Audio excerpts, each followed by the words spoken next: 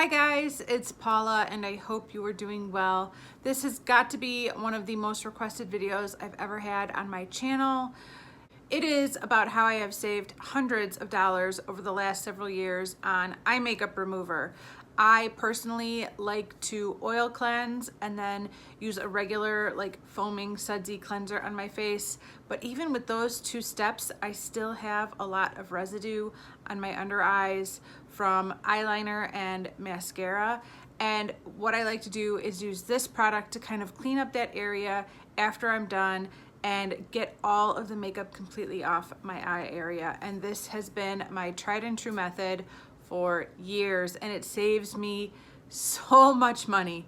I don't know where I originally heard about this idea, but I did find a video on YouTube years ago, and that was the inspiration for the measurements I use. I did end up tweaking them over the years. I had every intention of linking that video down below in the description box, but unfortunately I can no longer find it. And I don't know if that's because she took her video down or because when you Google DIY eye makeup remover, there's just so many more videos about the subject than there used to be, and her video has fallen lower and lower on the list. But either way, I am going to show you my version of my DIY makeup remover. You're only going to need 3 things. It's a really simple mixture and it works very well for me.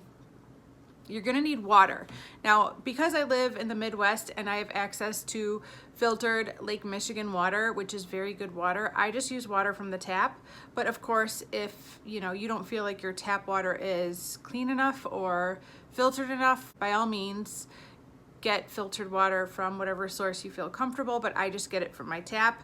And then the only other 2 products I need are a baby shampoo and a baby oil. I happen to have the Johnson's brand because I was gifted these back at my baby shower 8.5 years ago, and I've had them ever since. And so I didn't even have to pay for these. I already had them and was gifted them back when I had my son's baby shower. So you can see, if you buy these 2 products just for the purpose of using it as an eye makeup remover, it's going to last you a lifetime. This is a long-term supply, and compared to running through eye makeup remover bottle after bottle after bottle, the cost savings really adds up with this method. I am sure at this point I have saved hundreds of dollars over the years. The only other thing you will need are these little travel containers. I bought these in a 4-pack from my local grocery store. There was actually a 4th one, but it has been repurposed recently, so I only have 3, and so I have an empty makeup bottle that I had already used up, and it's just been empty. So these are the only other thing you will need to store them. They have the twist off lid with the pop top, and that is perfect in my opinion for pouring an eye makeup remover out onto a cotton pad. This is the perfect packaging for me.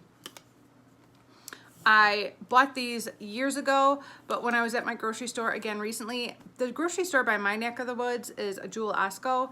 I know that's not everywhere, but at my local Jewel Osco, they did have a similar product like this still on the shelves. So these kind of things are still available. And if you can't find it, there, or you don't have access to a Jewel Osco, I'm sure you could find something like this at your local store. All right, let's turn the camera around and we are going to make some eye makeup remover. Okay, so in this Pyrex measuring cup, I have filled it up to 1 cup or 8 ounces of water. And like I said, that's just from my tap. Next, I'm going to take 2 tablespoons of the baby oil. Just have a regular tablespoon from my kitchen.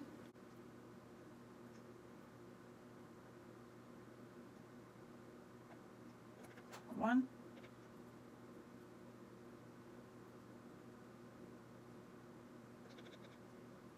2. And next I'm going to take 1 tablespoon of the baby shampoo.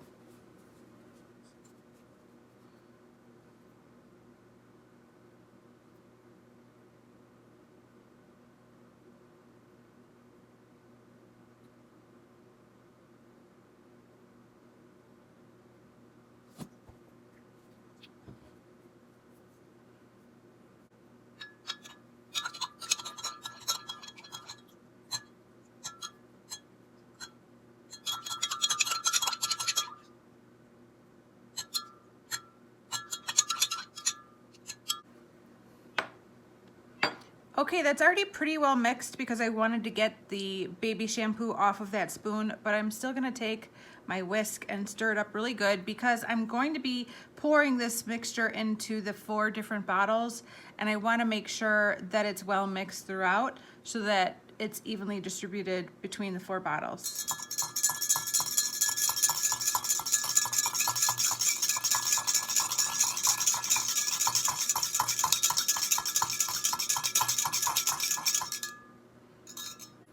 Okay, and then the final step is just pour them into the various bottles, and this is ready to go. It is really that simple. I never have any burning or stinging in my eyes. In fact, every now and then, whatever face wash I am using will cause my eyes to burn or sting. And once I use this, they feel so much better. It actually makes them feel much better after I use this. It's just so comfortable around my eye area. It just gets all the leftover residue off that I can't get off with the cleaners, even though I'm double cleansing with an oil-based cleanser and then like a traditional face wash. This stuff is the best.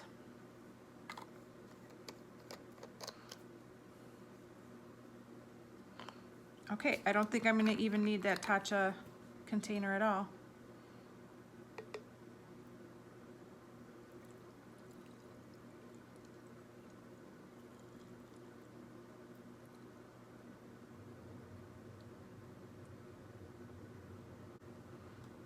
There you go. So that 1 cup mixture ended up only filling a little shy of 3 containers of product, but these 3 containers will last me such a long time.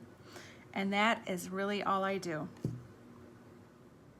Okay, I'm back. Wasn't that so simple? I am gonna go ahead and wash my face now. For my oil-based cleanser, I am going to use this product from About Me. This is the Skin Tone Up Massage Cream. It's just an oil-based cleanser. I really like it a lot. It does a good job of loosening my mascara and eyeliner up so that I can wash it off more easily. I received this from 08L for review purposes, so it is a K-Beauty product. And then I'm going to wash my face with this Peptide No Sebum Mild Gel Cleanser from D'Alba, which is also a product that I received for review purposes through Octoly. So these are going to be my next 2 steps, and then I will be back in a minute to show you how much product is still left around my eye area after I'm done with these 2 steps. Hi guys, so I am back. This is what I look like after I have used my oil cleanser and then used a regular face wash. I gently rubbed around my eye area and got as much off as I could with my cleanser, but as you can see, there is still just a ton of mascara and eyeliner residue around my eye area, which I would like to get off before bed, if you know what I mean. All right, so the other thing I wanted to mention is my cotton pads. I use the heck out of these cotton pads. I use them as many times as I can before I throw them away. I hate the fact that I have to use them for things like removing my nail polish and removing my eye makeup. It's a necessary evil. However, I would like to minimize the damage I'm doing. So I have already used this cotton pad 3 times, and you could see how much product comes off on a nightly basis. And so I could probably get 2 more uses on this side, and then I'll probably do 5 uses on the opposite side. So I basically get 10 uses out of this 1 cotton pad before I move on to a new one, so that I have the least amount of waste possible. So I'm gonna take an open spot on this cotton pad, and I'm gonna take my new mixture of this eye makeup remover I just made, and I'm just going to squeeze out, I don't know, a few drops until I feel my finger wet from the product soaking through. And then I just kind of lightly and gently go over my eye area one more time. If I was wearing liquid lipstick, which I'm not today, but if I was, I would then take the same thing and just go over my lips to get whatever liquid lipstick was still stuck behind. And that is how much came off, and this is what my eyes look like now. So much better.